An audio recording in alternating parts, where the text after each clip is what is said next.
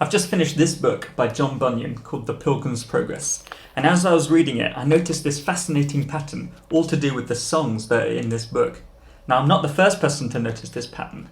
About 100 years ago, there was a guy called Carrie Bonner, and he wrote an article about this pattern that he noticed as well. In the article, he explains, "We are led to conclude, without a doubt, that Bunyan loved songs and singing. 250 years before that, John Bunyan is writing The Pilgrim's Progress.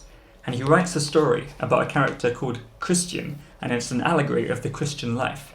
And his story is punctuated with songs throughout it. Why does John Bunyan put all these songs in his story? What is it that they're doing there? I think if we answer that question, it's going to help us sing as we travel through this life. By the way, this video contains spoilers for The Pilgrim's Progress, but it is like the most popular Christian novel ever, so if you've not read it yet, then are you ever going to read it? The songs in Pilgrim's Progress seem to have two different functions. The first thing the characters do as they sing is they sing to celebrate. There's loads of different examples of the characters in The Pilgrim's Progress singing to celebrate. The first one, Christian is pictured with a burden on his back, and as he approaches the cross of Christ, he sings as his burden rolls away. That's the first time that he's said to be singing. But there's other songs as well. As Christian continues on his journey, he sings as he overcomes different obstacles, as he passes through the valley of the shadow of death. After he does that, he sings to celebrate that. Bonner writes the same thing in his article. He says, "Faithful celebrates his shaking off of shame by singing." Bunyan's characters celebrate by singing. And we see that in the Bible as well. Think of the first song in the Bible, Exodus 15. Why do the characters sing then? Well, the people of God have just been rescued from Egypt. They've passed through the Red Sea, and their enemies have been destroyed. God's just rescued them. So what do? Well, they sing. Moses and Miriam lead them in a song. They could keep on running away, but instead they find time to sing praises to God, to celebrate his victory. Interestingly, that song is written down for future generations to learn as well. But we'll come on to that later. Ultimately, when we get together as Christians and we sing to celebrate. We celebrate the good news of the gospel, that Jesus would die in our place and rescue us from sin and death.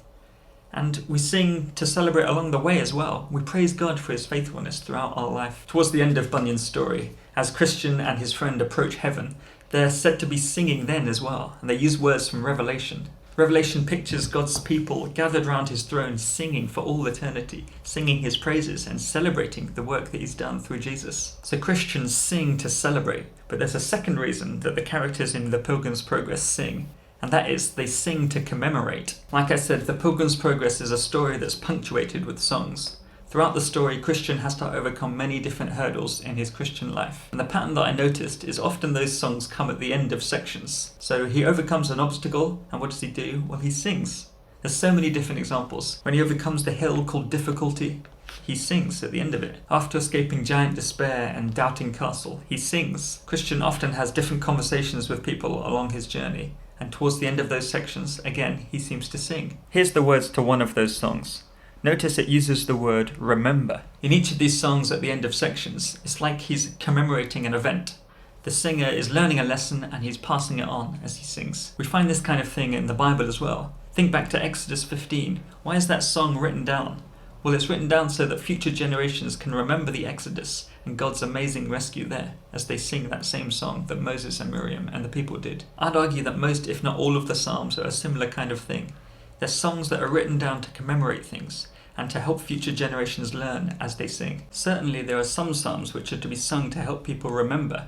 Take Psalm 105 for example. It says this, "Remember the wonders he has done, his miracles, and the judgments he pronounced." You know when you're walking up a mountain, you see those big piles of rocks next to the path to help you navigate when it's hard to see.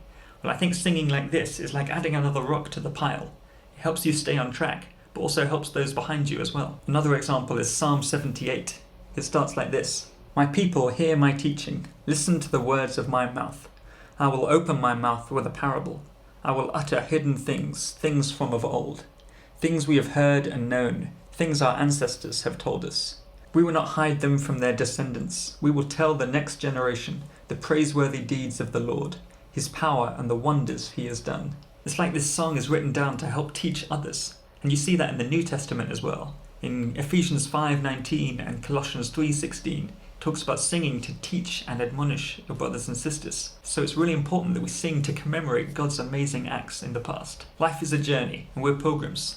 And just like the Pilgrim's Progress, we should punctuate our lives with songs, songs which help us to celebrate and to commemorate. Sing to celebrate. Sing to celebrate the good news of the gospel and what Jesus has done for us. Sing to celebrate God's faithfulness throughout your life. And sing to commemorate. Sing to remember what God has done for you and his people. Sing to learn from others, both now and from the past. And sing to teach others now and in the future.